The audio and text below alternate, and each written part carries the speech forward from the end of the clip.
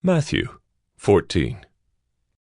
At that time Herod the Tetrarch heard about the fame of Jesus, and he said to his servants, "This is John the Baptist. He has been raised from the dead. That is why these miraculous powers are at work in him." For Herod had seized John and bound him and put him in prison for the sake of Herodias, his brother Philip's wife, because John had been saying to him, "It is not lawful for you to have her."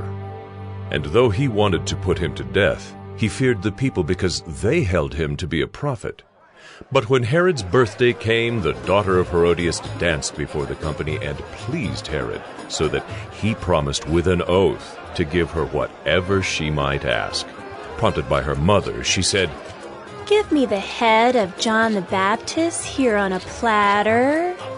And the king was sorry, but because of his oaths and his guests, he commanded it to be given. He sent and had John beheaded in the prison, and his head was brought on a platter and given to the girl, and she brought it to her mother. And his disciples came and took the body and buried it, and they went and told Jesus. Now when Jesus heard this, he withdrew from there in a boat to a desolate place by himself.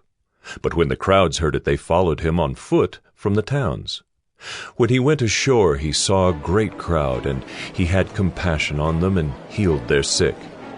Now when it was evening, the disciples came to him and said, "This is a desolate place, and the day is now over. Send the crowds away to go into the villages and buy food for themselves." But Jesus said, "They need not go away. You give them something to eat." They said to him, "We have only 5 loaves here and 2 fish. And he said, "Bring them here to me." Then he ordered the crowds to sit down on the grass, and taking the 5 loaves and the 2 fish, he looked up to heaven and said a blessing. Then he broke the loaves and gave them to the disciples, and the disciples gave them to the crowds. And they all ate and were satisfied. And they took up 12 baskets full of the broken pieces left over.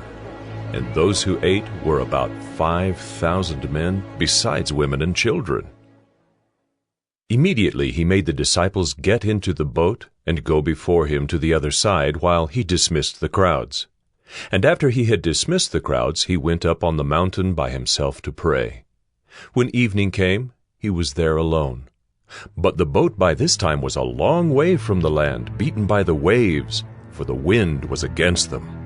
And in the 4th watch of the night, he came to them walking on the sea. But when the disciples saw him walking on the sea, they were terrified and said, "It is a ghost!" And they cried out in fear, but immediately Jesus spoke to them, saying, "Take heart! It is I! Do not be afraid!" And Peter answered him, "Lord, if it is you, command me to come to you on the water." He said, "Come!" So Peter got out of the boat and walked on the water and came to Jesus. But when he saw the wind, he was afraid, and beginning to sink, he cried out, "Lord, save me!" Jesus immediately reached out his hand and took hold of him, saying to him, "O you of little faith, why did you doubt?" And when they got into the boat, the wind ceased, and those in the boat worshipped him, saying, Truly, you are the Son of God." And when they had crossed over, they came to land at Gennesaret. And when the men of that place recognized him, they sent around to all that region and brought to him all who were sick, and implored him that they might only touch the fringe of his garment. And as many as touched it were made well.